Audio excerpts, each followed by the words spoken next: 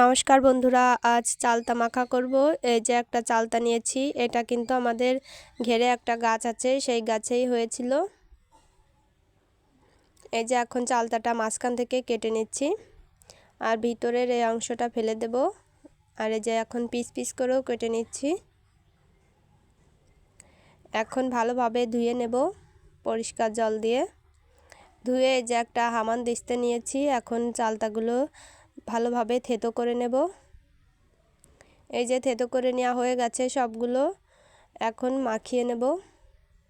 এই যে একটা গামলার ভিতর নিয়েছি, এখানে লেবুর পাতা নিয়েছি, এই যে তেঁতুল ভিজিয়ে রেখেছিলাম সেটা নিয়েছি, শুকনো লঙ্কা ভেজে নিয়েছি। এখন শুকনো লঙ্কা, লবণ, তেঁতুল যেটা ভিজে রেখেছিলাম সেটা, লেবুর পাতা সবগুলো একসঙ্গে ভালোভাবে মেখে নেব।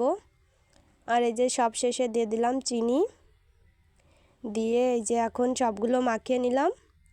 এই যে চালতা মাখাটা হয়ে গেছে, আর এই মাখাটা খেতে কিন্তু অনেক টেস্টি হয়।